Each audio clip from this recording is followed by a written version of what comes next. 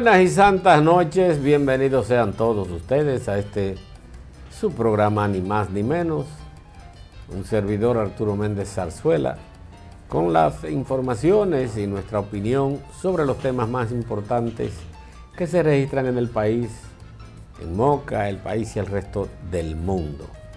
Hoy es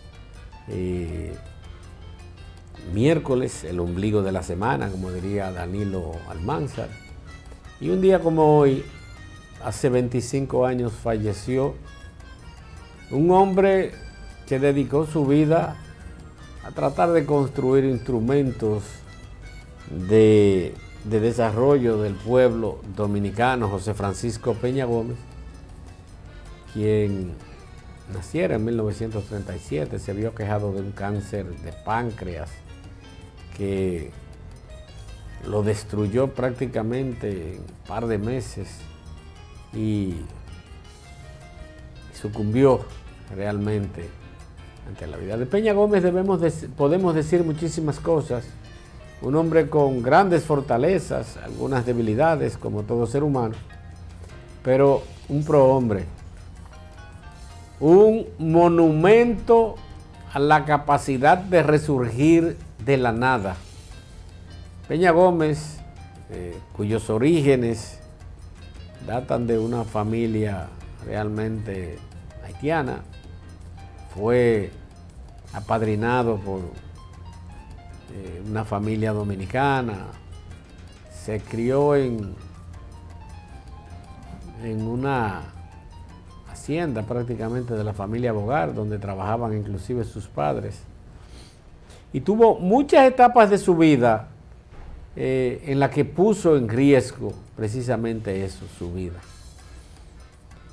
Peña Gómez es el principal ejemplo que tiene el pueblo dominicano de que no vale la miseria, que no importa en la condición que usted nazca, si usted tiene voluntad de levantarse, usted se levanta. Desde peón de finca, limpiabotas,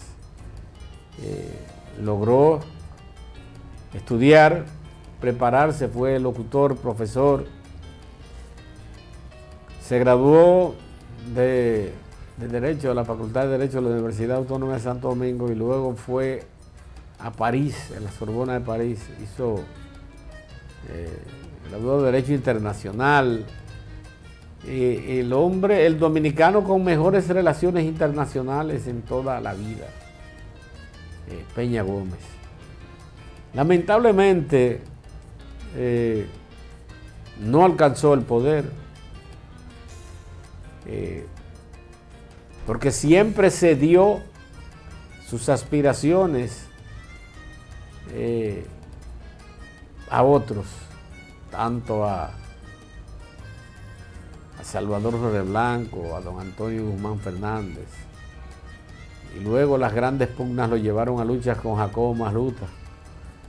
Pero bueno, un hombre con una gran capacidad de perdonar. Pocos seres humanos han sido tan vilipendiados y tan injuriados como José Francisco Peña Gómez. Y realmente fue un gran hombre, un humanista, un hombre con un gran sentido de la solidaridad, del patriotismo y el decoro. Y mire, yo en mis tiempos de que fui activista política, nunca estuve en el Partido Revolucionario Dominicano, el partido que dirigió José Francisco Peña Gómez, en el que militó toda su vida. En mis primeros años mozos fui MPDista, los que me conocen saben de esa historia. Posteriormente fui PLDista, hasta hace ya un gran tiempo no tengo militancia política. Y reconozco en Peña Gómez, al igual que Juan Bosch, para mí el político más acabado, independientemente de debilidades que tenga Juan Bosch. Pero Juan Bosch y Peña Gómez, con sus diferencias políticas, ideológicas, fueron dos grandes hombres. Y eso debieron o han debido emular los partidos a los que dieron origen. Juan Bosch fue fundador del PRD, pero también del PLD. Se identificó más con el PLD, a quien dedicó la última parte de su vida. Pero ninguno de los partidos políticos han emulado sus líderes en ninguna de las facetas que ellos promulgaron y trataron de sembrar. Tú lo oyes que dicen que el bochismo y el peñagomismo, mentira, ninguno de los partidos. Aquí los únicos que siguieron, al único líder que han seguido todos fue a Balaguer, quien vivió mancillando prácticamente este pueblo. Pero bueno, eso es harina de otro costal. Vamos a preservar la memoria de Peña Gómez, vamos a enseñarle a las nuevas generaciones, porque ya hay un gran porcentaje de los dominicanos no conoció a Peña Gómez, no lo conoció.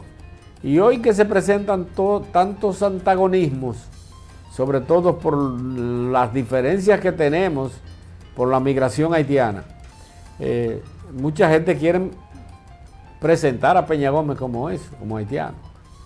Y pudiera tratar de tergiversarse la imagen de José Francisco Peña Gómez, uno de los más nobles dominicanos que ha parido esta tierra. Pero bueno, vamos a entrar en materia. Y yo quiero hacer referencia a unas declaraciones periodísticas que dio un importante periodista dominicano, quien fuera asistente de prensa del doctor Leonel Fernández, fue director de prensa del Palacio Nacional en los gobiernos de Leonel Fernández, sobre todo de 2004 a 2012. Y escribió, se ha dedicado a escribir, ha escrito libros, es Rafael Núñez. Tenemos una foto por ahí porque mucha gente lo conoce. Dice que el 58% de los periodistas y comunicadores dominicanos ganan menos de 30,000 pesos mensuales. Un 27,78% reciben ingresos entre los 29,993 y los 59,985. Apenas el 9% obtienen salarios entre los 90 y los 120,000 pesos. Y solo el 1,85%, el 2%, reporta ingresos promedios sobre los 180,000 pesos. Sueldos e ingresos míseros afectan seriamente la calidad de vida de los profesionales de la comunicación, reveló ayer Rafael Núñez, presidente del Observatorio de Comunicación y Democracia, al mostrar la realidad socioeconómica y laboral de los profesionales de la comunicación del país por medio de una investigación realizada entre diciembre de 2022 y enero de 2023. Explicó que los niveles de ingresos de la mayor proporción de los periodistas comunicadores se coloca muy por debajo del costo de la familia o de la canasta familiar, que es de 43,210 pesos, según el Banco Central. Razón por la cual la entidad bancaria atribuyó a la inflación interanual acumulada a 7,87%. Mire, yo querido traer esa nota porque mucha gente piensa, ve, por ejemplo, en Moca, donde muchos comunicadores que no somos periodistas, yo no soy periodista, yo estudié otras carreras, contabilidad, economía, derecho, ejerzo la comunicación, pero no vivo de la comunicación, prácticamente a mí no me renta nada la comunicación, absolutamente nada, desde el punto de vista económico. El que me conoce sabe que yo soy para estos asuntos malo, para vender y para venderme, y desde ese punto de vista es bueno que la gente se edifique. Pero estos renglones, hay gente que le va muy bien aquí, que tienen buenos ingresos, pero naturalmente cada quien depende de la actividad que realiza y cómo la realiza. El periodista en sentido general, aquí es empleado, esas personas que usted ve reportando en las grandes cadenas de televisión y radio en la República Dominicana, son periodistas todos. Periodistas con un ejercicio profesional, luego de terminada una carrera periodística. Y esos que usted ve entrevistando a los diferentes líderes políticos, empresarios y personas importantes, son periodistas graduados, porque el periodismo, además de un ejercicio, o para realizar el ejercicio periodístico, usted necesita tener la condición académica de periodista. Muchos de nosotros a veces decimos, no me voy a exceptuar, que yo he sido claro siempre en decir que yo hablo pendejadas por aquí, pero que no soy periodista, ni siquiera locutor. Yo no tengo carnet de locutor. Y a veces el mismo ejercicio de mostrar informaciones hacen que necesariamente quien lo muestra dice yo soy periodista. Y es común ver inclusive reporteros gráficos, camarógrafos, decir nosotros los periodistas. Pero los salarios no son tan buenos como como mucha gente piensa, independientemente de que ese ejercicio periodístico de un tiempo a esta parte ha dejado buenos ingresos a personas que se han dedicado junto con la actividad periodística a otra actividad, sobre todo a empresarios de la comunicación. Eso es una realidad. Ahora, la vida dentro de las actividades productivas económicas está muy difícil. A veces uno ve y dice, y ve informaciones de entidades, por ejemplo, Proconsumidor, que habla del costo de la vida, de la canasta familiar nuestra, respecto a las principales ciudades norteamericanas. Eso fue un parangón que hicieron, un parámetro, una comparación nefasta, diría yo, de comparar el poder adquisitivo del dominicano, que gana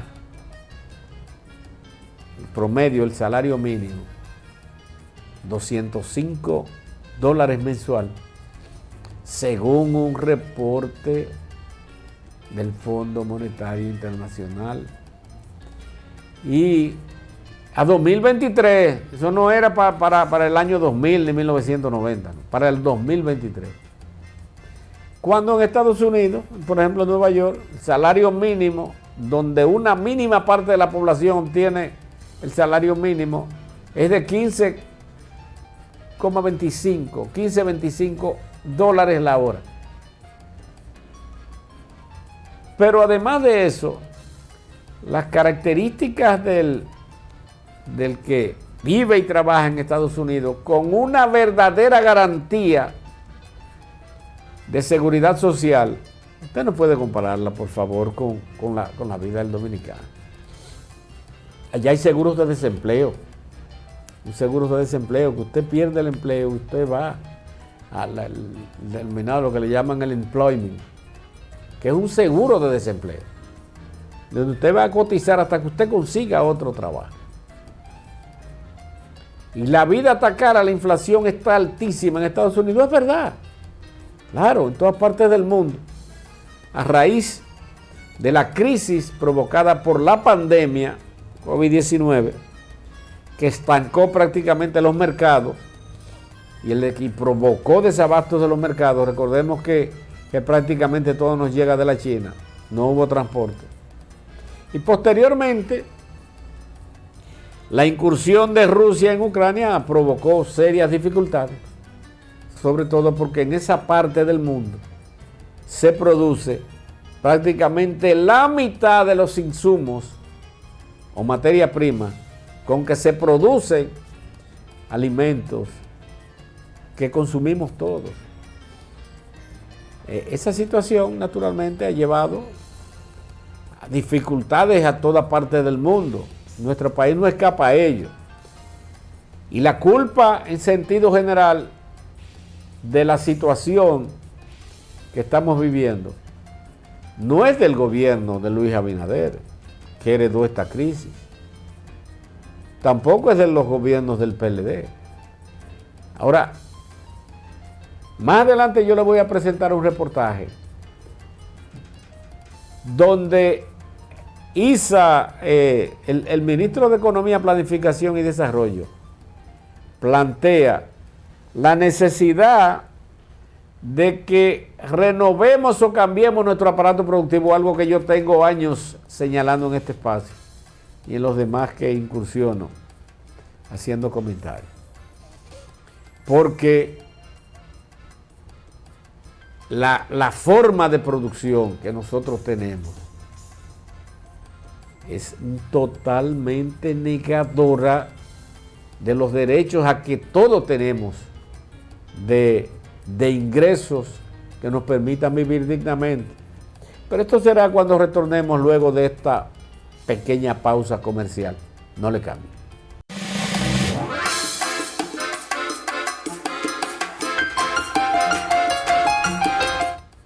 Gracias por mantener nuestra sintonía, ni más ni menos.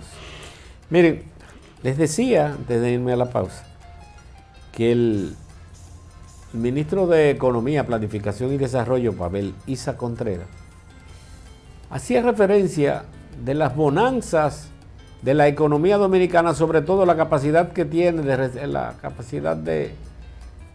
ya que es una economía resiliente, o sea que tiene capacidad de resurgir en épocas de crisis, ya que él habla de que tiene la economía creciendo 40, 50 años, más de 60 años. Es la economía que más consistentemente ha crecido en América Latina, junto con Panamá, pero sobre todo nosotros. Lo que pasa es que anteriormente, o sea, en los gobiernos del PLD, lamentablemente los PRMistas decían que eso era ilusión, una ilusión. Ahora lo admiten y saben que es así. Aunque los economistas realmente saben que siempre ha sido así. Que el modelo económico que tenemos y tanto económico, político que nosotros tenemos, es negador para las grandes mayorías de esa riqueza que produce nuestra economía. Claro que sí, es totalmente negador, ya que no escapamos a esa corriente del mundo donde más del 80% de la riqueza se queda en manos de menos del 20% de los seres humanos. Pero vamos a ver, con la anuencia de nuestro coordinador, un video que tenemos, cortesía del Listín Diario, que fue quien grabó esta intervención de Pavel Isa Contreras, donde le explicaba a una serie de personas esta situación. Escuchemos. Los peores efectos de la inflación internacional agravada por la guerra en Ucrania. Yo creo que ha llegado la hora, y desde el Ministerio pensamos así, de retomar la discusión de lo importante, lo más importante. Pasar de lo urgente a lo más importante. Lo más importante es sencillamente hablar sobre el desarrollo y bienestar de nuestra gente a largo plazo. Sabemos que este país se ha expandido, la base material de esta economía se ha expandido enormemente, el crecimiento económico de este país ha sido realmente espectacular en los últimos 40, 50 años. Sin embargo, sus beneficios sociales han sido menores que los deseados, por una parte, pero por otra parte también el impacto ambiental ha sido muy severo. Es decir, hemos crecido, pero no hemos distribuido lo suficientemente bien, por una parte, y por otra parte hemos crecido a costa de nuestro capital natural y de espaldas a la naturaleza. Y tenemos que darle un giro a eso, tenemos que transformar eso y ver cómo construimos una economía que dé respuestas a las necesidades de la gente, cómo continuamos y profundizamos la construcción de una economía que dé respuestas a las necesidades de la gente, por una parte, y por otra parte que que sea un crecimiento económico que vaya de la mano con la naturaleza, amigable con la naturaleza, en base a la naturaleza. Y para eso tenemos que transformar el aparato productivo de nuestra economía, de tal manera que genere, por una parte, cada vez empleos de más calidad, más empleos y de más calidad por una parte, y por otra parte, que sea un crecimiento mucho más sostenible.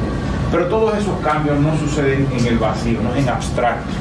Esos cambios suceden en el territorio, en las provincias, en las regiones, en los municipios.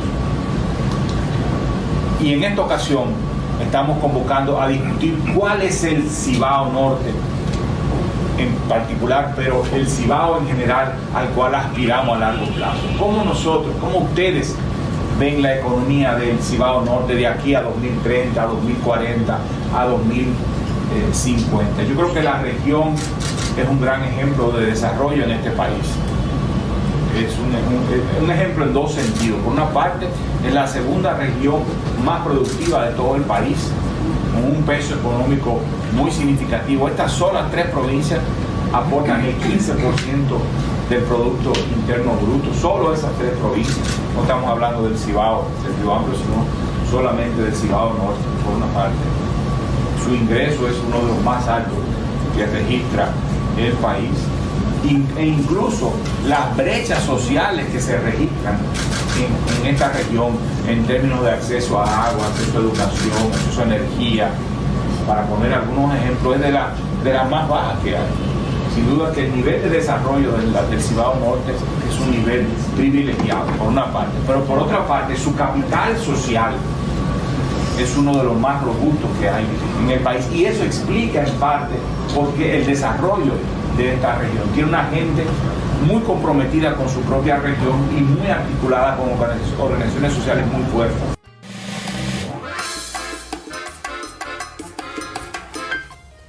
Sin duda alguna que esta región realmente se caracteriza por ser una región productiva. El norte, el Cibao en sentido general, independientemente de que hay pobreza, es la región más pródiga porque tenemos las tierras más fértiles y como consecuencia lógica somos los que producimos los alimentos de los que depende la sociedad dominicana para mantenerse, para alimentarse. Esta situación, reitero, de nuestro aparato productivo, que debemos de cambiarlo, claro. Hace tiempo que yo vengo señalando, y no solamente yo, muchísima gente, que nosotros no producimos nada, nosotros no agregamos valor a lo que producimos. Mire, nosotros somos grandes productores de plátano, sobre todo en el Cibao y en el sur, en Baragua. En otras latitudes, al plátano se le sacan varios subproductos. Desde comérselo, por ejemplo, nosotros los platanitos, los fritos, pero hay harina de plátano, hay varias cosas que pueden hacerse. Por mencionar una, la yuca. Nosotros no agregamos valor a nada y tenemos verdaderamente que cambiar nuestro aparato productivo, pero tenemos que preparar los técnicos que van a aportar el conocimiento para transformar todas esas materias primas que nosotros debemos transformar para ser un país que mínimamente se industrialice. Esa mínima industrialización deberá ser naturalmente lo que nos lleve al desarrollo. Por ejemplo, nosotros hicimos un acuerdo con Venezuela. ¿Se acuerdan de Petrocaribe? Lo único que pedía Hugo Chávez en esa época, en paz descanse, era que nosotros pagáramos la factura petrolera diferida hasta decenas de años, que lo pagáramos con habichuelas negras, las famosas caraotas, porque los venezolanos comen el famoso pabellón, para lo que nosotros es la bandera, que es arroz, habichuela y carne. Para ellos el pabellón, que es la misma bandera, pero que el pabellón de ellos es más oscuro, el azul. Y eso nosotros nunca fuimos capaces de proporcionarlo. Inclusive trajimos habichuelas de casa del diablo para, perdón, que clame a ese sujeto a esta hora, para mandársela a Chávez, teniendo millones de tareas de tierra donde podíamos sembrar. Ese valle de San Juan, desde San Juan hasta Elías Piña, es un llano que, y lo digo porque viví en la zona y la anduve, es un llano de centenares de miles de tareas de tierra, que solamente había que ponerla a parir esas habichuelas, sobre todo el valle de San Juan, que es el valle principal productor de habichuelas en este mundo. Transformar terrenos, inclusive baldíos que pudieran haber para hacer. Pero no fuimos capaces ni siquiera de eso.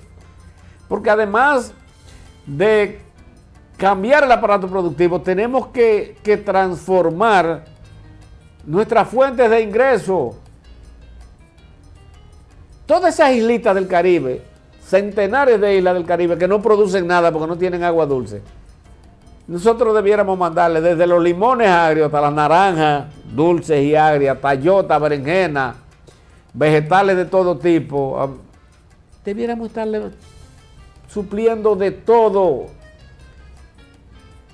Pues no nos hemos dedicado. Nosotros somos un país eminentemente agrícola, con hermosas costas y playas que vendemos como turistas, como turismo.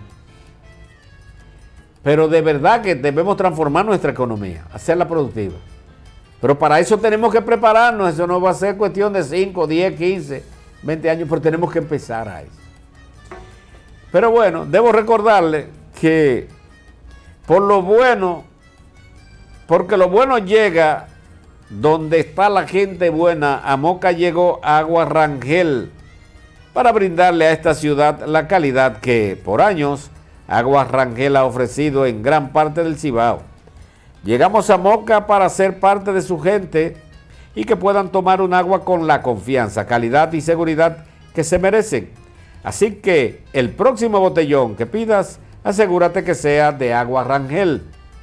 Agua Rangel, 30 años cuidando a su gente en cada gota. Bueno, en Moca hubo hoy una rueda de prensa en la oficina senatorial de Espaillat, que aunque sí sospechamos por qué, no entendemos por qué, teniendo la oficina provincial de salud, la dirección provincial de salud, grandes salones ahí, una rueda de prensa para anunciar la ruta de la salud, se hizo en la oficina senatorial. Con la anuencia de nuestro director, si nos presenta, por favor, las imágenes de contenido de esta rueda de prensa.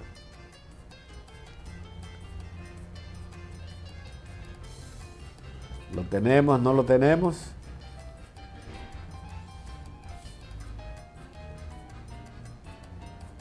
No lo tenemos. Bueno, pues vamos a...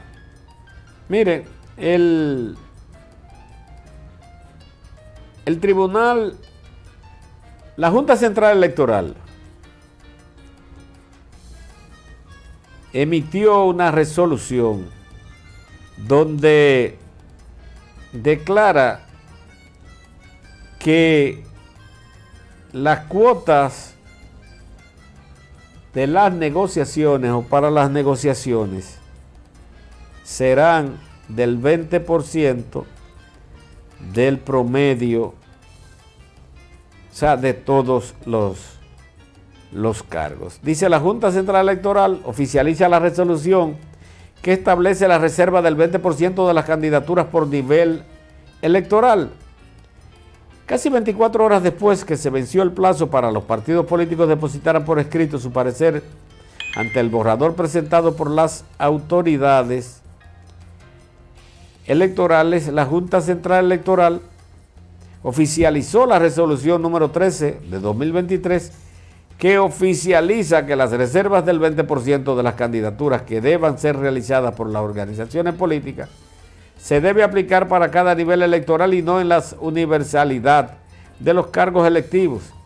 Es decir, para el próximo periodo electoral los partidos solo podrán reservar plazas para candidaturas de hasta 38 diputados, 6 senadores, los cuales dificultaría el tema de las negociaciones, dice la información.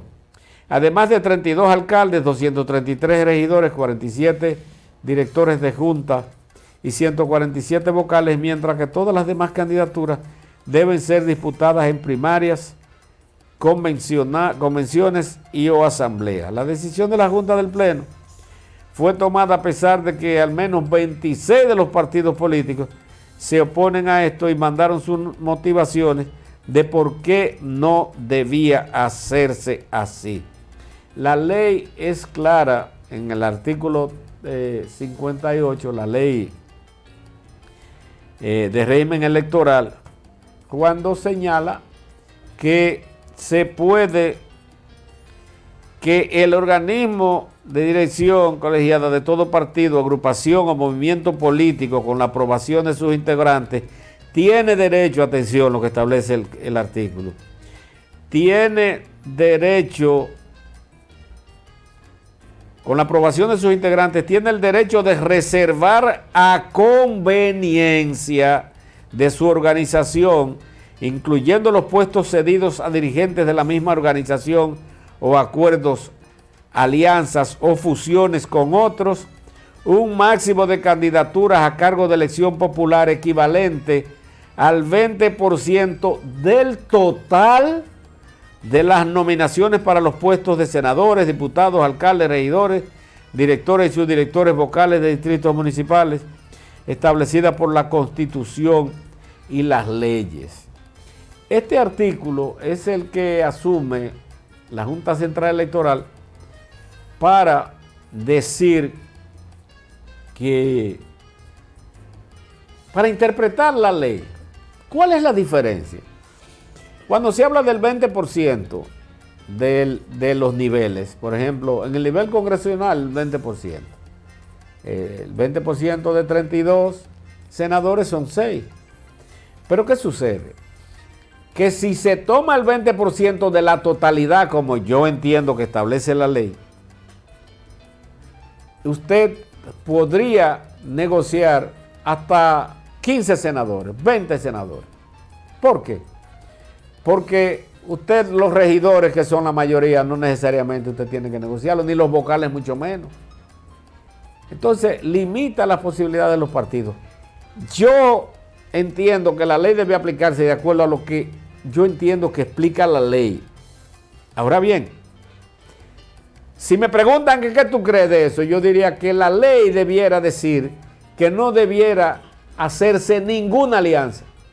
Que el partido que no tenga la cantidad de votos para elegir su, que no exista como partido.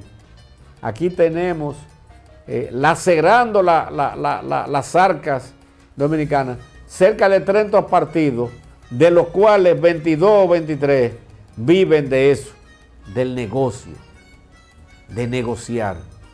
Partiditos que viven de esa vaina, que lo legalizaron, nunca han llevado candidaturas propias a nada. Siempre se alían del que va a ganar o del que presumen que va a ganar. Y se pegan de ahí como lacras y no hay quien lo despegue. Pero de todas maneras, yo no sé de dónde surgió, porque no he visto a nadie dar esa declaración, de que supuestamente los partidos de oposición, la Fuerza del Pueblo sobre todo y el PLD, que son los mayoritarios de oposición, que van a protestar, que se van a tirar a la calle. Tirándose a la calle no se resuelve nada. Solamente Julio Hinoa y los grupos del Falpo creían que lograban algo, tirándose a la calle, ya ni se tiran a la calle. Un saludo a Julio Hinoa donde quiera que se encuentre. Ya eso no existe. Ahora, ¿qué deben hacer los partidos políticos? Yo entiendo. Yo escuché a alguien decir que bueno, que vayan al Tribunal Constitucional, al Constitucional, solicitando el sometimiento, que se someta a la ley para la regulación esa. Yo usaría un instrumento anterior porque en el Estado dominicano existe para las instituciones del Estado lo que se llama la revisión o reconsideración. Solicitar un acto de reconsideración al Pleno de la Junta Central Electoral para que reconsidere eso, porque alrededor de 24 partidos por lo menos no estuvieron de acuerdo, de 26 o 27 que hay. Solamente el PRM y Dominicanos por el Cambio aprobaron eso. Naturalmente al PRM no le conviene que haya una alianza amplia. Y en política se hace lo que conviene. De todas maneras, eso someter legalmente a que se conozca. Si la Junta obtuvo ganancia de causa en esta resolución, no hay nada que hacer. Y usted se va con las condiciones que imponga la ley, que es el organismo que está o que va a organizar las elecciones. Ahí no hay nada que buscar. Vámonos a nuestra segunda y última pausa comercial, corta, no le cambie, en breve continuamos con mucho más de Ni Más Ni Menos.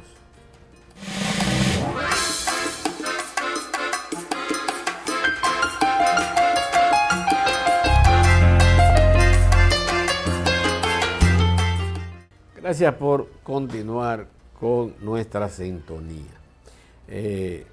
Miren, hablamos de la ruta de la salud. La ruta de la salud es una política que ha usado. Aguántame eso ahí, por favor. Bueno, vamos con la rueda de prensa. Desde que nosotros asumimos el cargo como senador, hemos siempre estado preocupados porque nuestra provincia siga avanzando, trabajando en diferentes áreas, y una de las áreas más importantes es la área de la salud. Esa es la razón que lo hemos convocado a todos ustedes aquí para informarles de la jornada que tenemos este fin de semana, para que ustedes estén 100% edificados de los diferentes servicios que vamos a ofrecer aquí en nuestra provincia de España. Esta es la segunda vez que lo estamos haciendo. La primera vez fue todo un éxito y esta vez esperamos que superemos la expectativa que tenemos.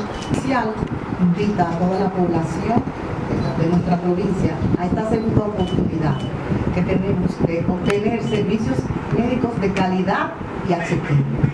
La finalidad del Ministerio de Salud Pública a través de la Ruta de la Salud es detectar a tiempo patologías que pueden ser tratadas o controladas a través de un cambio de vida saludable. Por eso vamos a iniciar con una caminata. Luego. Miren, yo siempre he dicho, y lo decía en el gobierno pasado, porque en el gobierno pasado, o en los gobiernos pasados, normalmente los diputados y el senador hacían muchas jornadas de salud. Y esas jornadas de salud mayormente las hacían los diputados PLDistas, los gobiernos del PLD, y el senador José Rafael Vargas. Bueno, José Rafael Vargas hizo cientos de cirugías aquí, se caracterizó por eso, traer cientos de programas de cirugía, sobre todo de catarata. Y yo siempre decía que esas jornadas que realizaban los legisladores era la muestra más fehaciente de la falta lo malo que era la política de salud del gobierno.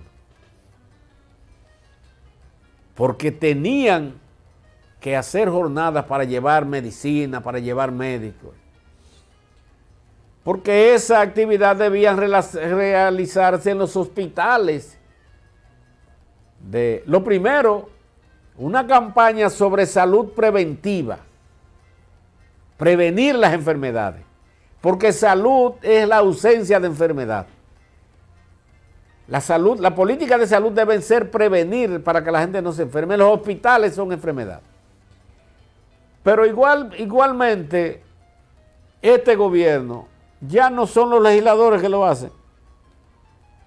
Es el propio gobierno que dice, el Ministerio de Salud que dice, porque eso debiera hacerse diariamente en el hospital Dr. Toribio Mencón.